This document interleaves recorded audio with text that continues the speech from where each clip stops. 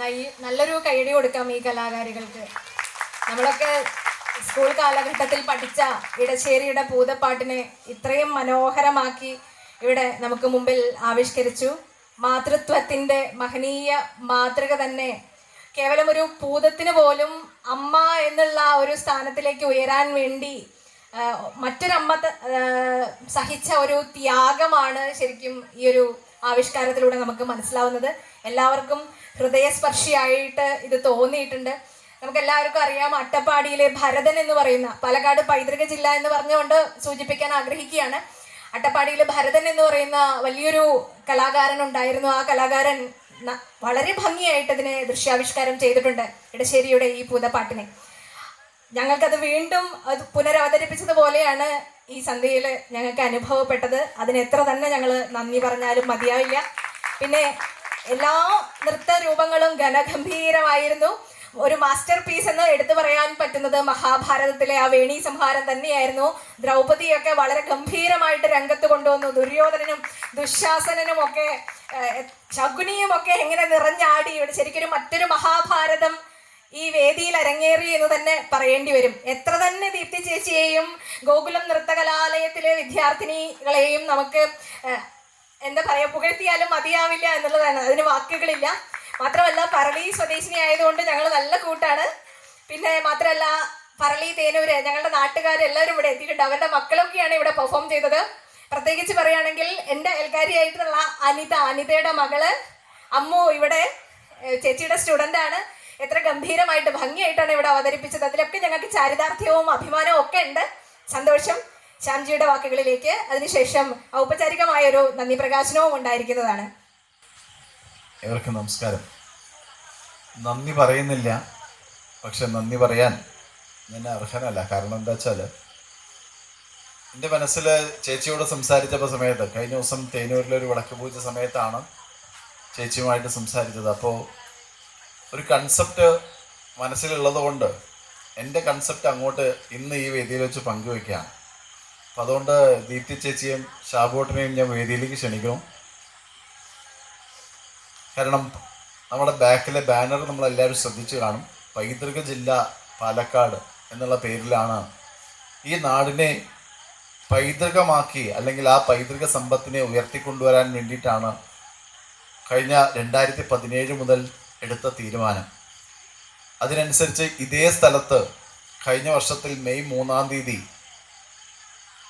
കേരളത്തിലെ Kerala governor Rajendra Vishwanath Arlekar G അദ്ദേഹം ഇവിടെ വരികയും ഈ വേദിയിൽ വെച്ച് ആദിശങ്കരനെ ഞങ്ങൾ ഒരു ശില്പമുണ്ടാക്കി അദ്ദേഹത്തിന് കൊടുക്കുകയും ചെയ്തു.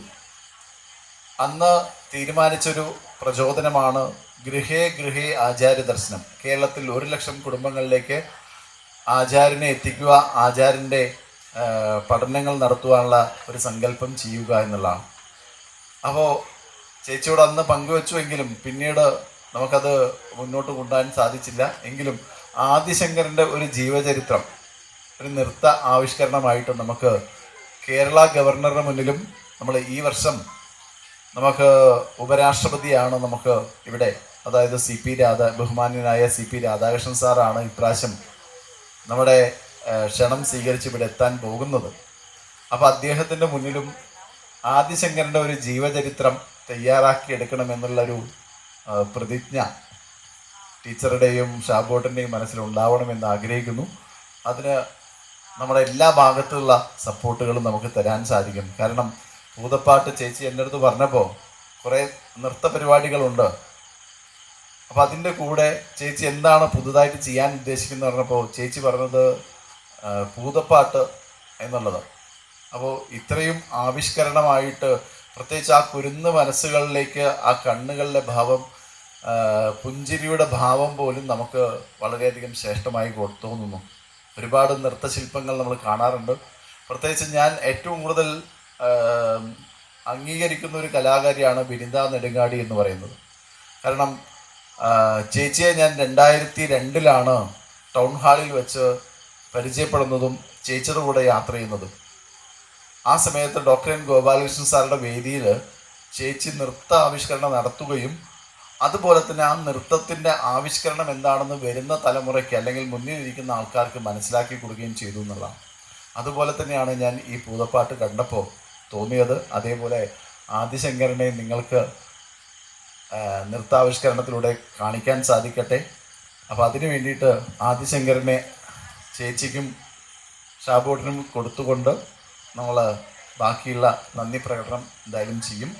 എന്തായാലും നിങ്ങളുടെ എല്ലാവരുടെയും മനസ്സിലുണ്ടാവട്ടെ, ഉപരാഷ്ട്രപതി പാലക്കാട് ജില്ലയിൽ എത്തണം എന്നുള്ളത്. ഇന്ന് ഉച്ചയ്ക്കും ഞാൻ 1 മണിക്കൂർ ആ വിഷയത്തെ ആസ്പദമാക്കിയിട്ടാണ് അദ്ദേഹത്തിൻ്റെ ഒട്ടനവധി ആൾക്കാരിലേക്ക് ഇരുന്ന് പാലക്കാടിൻ്റെ പൈതൃകത്തെ പറയാൻ സാധിച്ചതും അദ്ദേഹം എത്രയും പെട്ടെന്ന് ഇവിടെ എത്താൻ സാധിക്കണമെന്നുള്ള ആഗ്രഹം പങ്കുവച്ചതും. അപ്പോൾ അതുകൊണ്ട് പാലക്കാടിൻ്റെ പൈതൃകത്തെ നമ്മൾ എല്ലാവരും മനസ്സിലാക്കുകയും ഇത്തരത്തിലുള്ള കലാരൂപങ്ങളെ നമുക്ക് ശ്രേഷ്ഠമാക്കി കൊണ്ടുവരാൻ വിവിധ മേഖലകളിലേക്ക് എത്തിച്ചേരുവാൻ സാധിക്കട്ടെ എന്ന് പറയുന്നതോടുകൂടി ഇടശ്ശേരിയുടെ തന്നെ ഒരു കഴിഞ്ഞ ദിവസം റേഡിയോയിൽ കേട്ട ഒരു ശ്ലോകമാണ്, വിളക്ക് കൈവശമുള്ളവനെങ്ങും വിശ്വം ദീപമയം എന്നാണ്. വെണ്മ മനസ്സിൽ വിളങ്ങുന്നവന് വെണ്മ മനസ്സിൽ വിളങ്ങിന് ഭദ്രനു മേൽ അമൃതമയം എന്നാണ്. അപ്പോൾ ഇവരുടെ ജീവിതവും അമൃതമായി തീരട്ടെ എന്ന് മാത്രം പ്രാർത്ഥിച്ചുകൊണ്ട് ആദിശങ്കരനെ ഞങ്ങൾ നൽകുന്നു. സാന്ദീപനി സാധനാലയത്തിന്റെ സ്നേഹോപഹാരം ആദിശങ്കരാചാര്യയുടെ വിഗ്രഹം ദീപ്തി ചേച്ചിക്കും ഷാബുവേട്ടനും നൽകുകയാണ്. ഹര ഹര ശങ്കര ജയ ജയ ശങ്കര, ഹര ഹര ശങ്കര ജയ ജയ ശങ്കര, ഹര ഹര ശങ്കര ജയ ജയ ശങ്കര. സാന്ദീപനി സാധനാലയത്തിന്റെ മുഖ്യ സാരഥി ശ്രീമതി ദീപ്തി ഷാബു അവർകളെ പൊന്നാടയണിയിച്ച് ആദരിക്കുന്നു. നല്ലൊരു കയ്യടി കൊടുക്കൂ.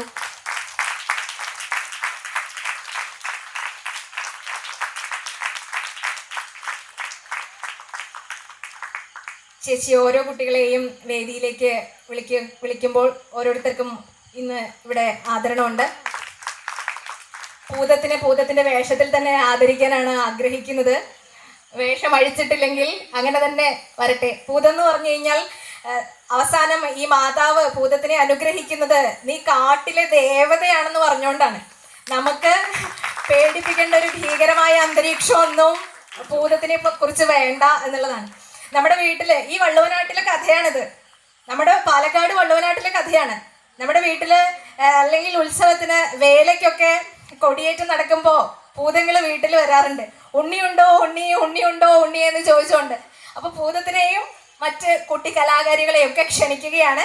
ചേച്ചി ഓരോരുത്തരുടെ പേര് പറയുമ്പോൾ അവർക്കൊക്കെ സമാദരവും ഉണ്ടായിരിക്കുന്നതാണ്. നമ്മുടെ സാന്ദീപനി സാധനാലയത്തിലെ അമ്മമാര് അവർ ഓരോരുത്തരെയും ക്ഷണിക്കുന്നു.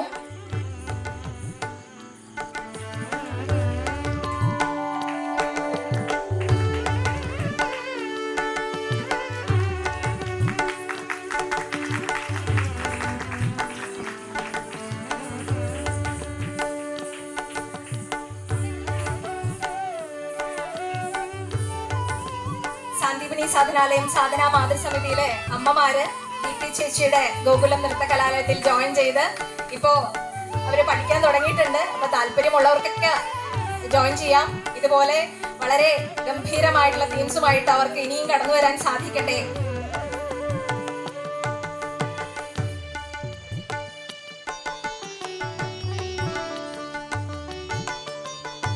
ഞാൻ എൻ്റെ മക്കളെ ഒന്ന് പരിചയപ്പെടുത്താം.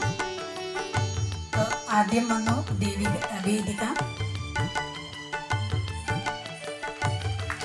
വളരെ കുഞ്ഞു പ്രായത്തിൽ നമ്മളുടെ അടുത്ത് വന്നിട്ടുള്ള കുട്ടിയാണ്. കൊട്ടായി സ്വദേശിയാണ്. അടുത്തത് ഗൗരിക.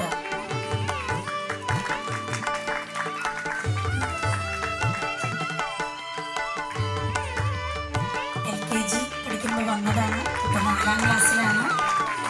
പറളി ഉപജില്ലയിലെ 2 വർഷത്തെ ഭരതനാട്യം ഫോക്ക് ഫസ്റ്റുകാരിയാണ്. അടുത്തത് അതിഥിയുടെ ചേച്ചി, അതിനും വല്യച്ഛൻ്റെ മോള്, അങ്ങനെ അവരുടെ കുടുംബത്തിലെ എല്ലാവരും എൻ്റെ സ്റ്റുഡൻസാണ്. അടുത്തത് രവീണയുടെ ചേച്ചി ഇവിടെ തന്നെ കുട്ടിപ്പുതുമായിട്ട് കയറിയിട്ടുണ്ട്. രചന. രണ്ടുപേരും കുഞ്ഞിലേ മുതൽ എൻ്റെ വിദ്യാർത്ഥികളാണ്. ശിവാനി. പറളി ക്ലാസ്സിലെ കുട്ടിയാണ്, പക്ഷെ പാലക്കാടാണ് വീട്. അത്ര കഷ്ടപ്പെട്ടാണെങ്കിലും പറളിയിലുള്ള അച്ഛൻ കൊണ്ടുവരും. അത് വലിയൊരു കാര്യമാണ്. കുഞ്ഞു കുട്ടിയാകുമ്പോൾ മുതൽ എൻ്റെ അടുത്തുള്ള ആളാണ്. അടുത്തത് ശ്രീനിധി, നിധിശ്രീ, സോറി, ഒരുപാട് നിധികളാണ്. ശ്രീനിധി, വെറും നിധി, നിധിശ്രീ, അങ്ങനെ കുറേ പേരുണ്ട് ക്ലാസ്സിൽ. അതുകൊണ്ടാണ് നമ്മുടെ ചെമ്പൈ ശിവക്ഷേത്രത്തിലെ തിരുമേനിയുടെ മകളാണ്. LKG മുതൽ എൻ്റെ അടുത്തുള്ള കുട്ടിയാണ്. അടുത്തത് ശ്രീനന്ദന, പൂടൂര് സ്വദേശിയാണ്. 2.5 വയസ്സിൽ എൻ്റെ അടുത്ത് വന്നിട്ടുള്ള ഒരേ ഒരു കുട്ടിയാണ്. പഠിപ്പിക്കാൻ പറ്റില്ല 2.5 വയസ്സിലെന്ന് പറഞ്ഞിട്ട് അവിടെ എവിടെയെങ്കിലും ഇരുന്നോട്ടെ എന്ന് പറഞ്ഞ അവളുടെ അമ്മ അങ്ങനെ കൊണ്ടുവന്ന കുട്ടിയാണ്. അടുത്തത് സൗപർണിക, തേനൂര് സ്വദേശിയാണ്. ഇവിടെ ശ്രുതിയുടെ ഫ്രണ്ടിൻ്റെ മോളാണ്. കുഞ്ഞുനാളിൽ മുതൽ പഠിക്കുന്നതാണ്. 2-3 വർഷമായിട്ട് 4 വർഷം പറളി ഉപജില്ലയിൽ മത്സരിക്കുന്ന പ്രൈസ് വാങ്ങുന്ന ആളാണ്. അടുത്തത് ഗാഥ. ഗാഥ മുണ്ടൂര് സ്വദേശിയാണ്. മുണ്ടൂരിൽ നിന്നാണ് പറളി ക്ലാസ്സിൽ വന്നു പോകുന്നത്. അടുത്തത് നിവേദിത. നിവേദിത പാലക്കാട് സ്വദേശിയാണ്, മൂത്താന്തര സ്വദേശിയാണ്. പക്ഷെ പറളി ഗോകുലത്തിലെ കുട്ടിയാണ്. അവിടെ നിന്ന് ഇത്രയും ദൂരം വന്ന് പഠിക്കുന്ന കുട്ടിയാണ്.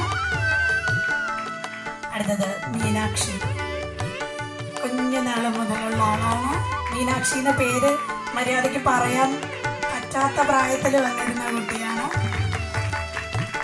ശ്രുതിയുടെ സ്റ്റുഡൻ്റ് കൂടിയാണ്. വ്യാസവിദ്യാലയത്തിലെ പൂർവ്വ വിദ്യാർത്ഥിയാണ്. സ്റ്റേറ്റിൽ 2nd പ്രൈസ് വന്നിട്ടുള്ള കുട്ടിയാണ്.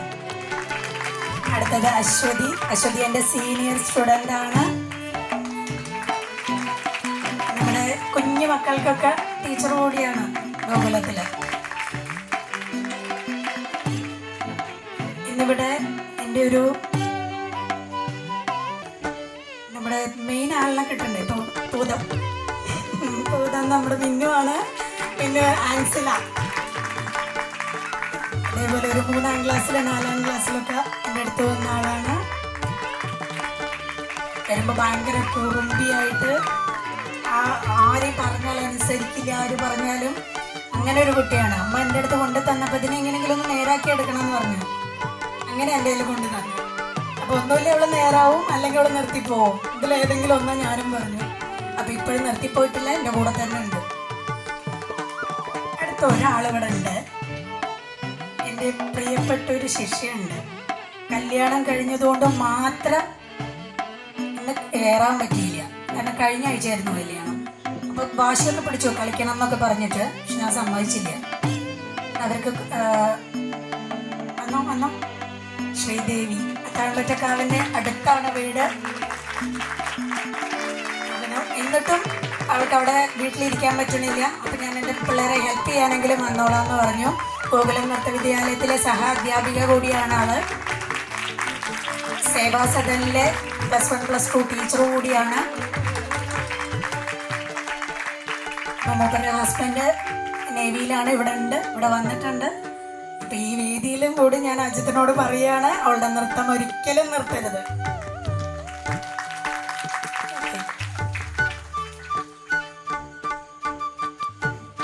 ഔപചാരികമായ നന്ദി പ്രകാശനത്തിന് വേണ്ടി സാധനാ മാതൃസമിതി അംഗമായ ശ്രീമതി ബബിതയെ ക്ഷണിക്കുന്നു.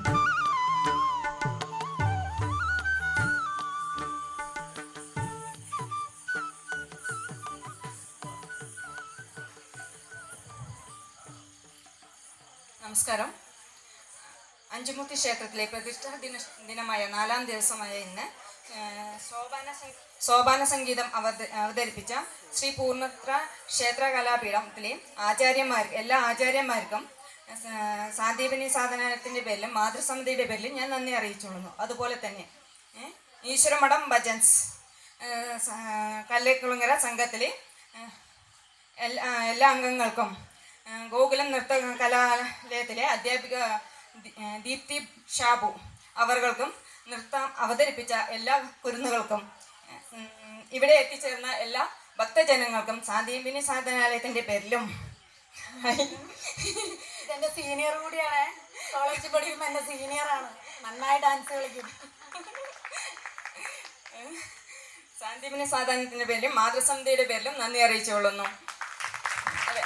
ആളെ ഇപ്പോൾ കണ്ടപ്പോൾ എനിക്ക് ഭയങ്കര പ്രൗഡ് തോന്നി. നമ്മളൊക്കെ കളിക്കുമ്പോൾ ഞങ്ങൾ സീനിയേഴ്സ് ആയിരുന്നു, അവരിനെയൊക്കെ ഭയങ്കര ജൂനിയേഴ്സ് അല്ലേ എന്നൊക്കെ പറഞ്ഞ് ഞങ്ങൾ ഭയങ്കര ഇതൊക്കെ ആയിരുന്നു. കോളേജിൽ പഠിക്കുന്ന സമയത്ത് അറിയാലോ ജൂനിയേഴ്സ് സീനിയേഴ്സിനെ കാണിക്കുന്നത്. അങ്ങനെയൊക്കെ ആയിരുന്നു. ആളിപ്പോൾ ഇത്രയും വളർന്ന ഇത്രയും കുട്ടികൾ കളിക്കുന്നത് കണ്ടപ്പോൾ എനിക്ക് സന്തോഷമായി ഭയങ്കരമായിട്ട്. എന്താണെന്ന് ചോദിച്ചാൽ നമ്മൾ ആ ഒരു ഫീൽഡിൽ ഇരുന്നു, നമ്മൾ വേറെ ഫീൽഡിലേക്ക് മാറി. ആളിപ്പോഴും അത് തുടർന്നു കൊണ്ടുപോയി നല്ല രീതിയിൽ പെർഫോം ചെയ്യുന്നെന്ന് കണ്ടപ്പോൾ നമ്മളുടെ ഉള്ളിലും ഒരു ചെറിയ കലാകാരം ഉള്ളത് കൊണ്ടായിരിക്കാം ആ ഒരു പ്രൗഡ് ഓഫ് മൊമെന്റ് നമുക്ക് പറഞ്ഞറിയിക്കാൻ പറ്റില്ല. നന്ദി എല്ലാവർക്കും. ഞാനിപ്പോഴും ഈ പ്രൊഫഷനിൽ നിൽക്കണതിന് മെയിൻ കാരണം എൻ്റെ ഹസ്ബൻഡാണ്. ഇതിലേക്ക് കൊടുന്നത് എൻ്റെ അമ്മയാണ്. അമ്മയുടെ ഇഷ്ടത്തിനാണ് ഞാനിതിലേക്ക് വന്നത്. എനിക്കിഷ്ടമൊന്നും ഉണ്ടായിരുന്നില്ല, നൃത്തം പഠിപ്പിക്കാനും വലിയ താല്പര്യമൊന്നും ഉണ്ടായിരുന്നില്ല. കുറച്ച് കാലമൊക്കെ കഴിഞ്ഞപ്പോഴാണ് ഇതിനെ ഒന്ന് സീരിയസ് ആയിട്ട് കാണാൻ തുടങ്ങിയത്. പക്ഷെ കല്യാണം കഴിഞ്ഞപ്പോൾ ഇതോടെ നിർത്തി പോകുമെന്നൊക്കെയാണ് കുറേ പേര് വിചാരിച്ചിരുന്നത്. കല്യാണം കഴിഞ്ഞിട്ടുണ്ടെങ്കിൽ എല്ലാവരും ഒന്ന് സൈഡാകൽ പതിവാണല്ലോ. പക്ഷെ അതിനൊന്നും എന്നെ സമ്മതിച്ചില്ല. ഫുൾ സപ്പോർട്ടായിട്ട് എനിക്ക് ഫുൾ സപ്പോർട്ടായിട്ട് നിൽക്കുന്ന ഒരാളെ തന്നെ ഈശ്വരൻ തന്നു. ഭഗവാനോട് നന്ദി പറയും. Thank you.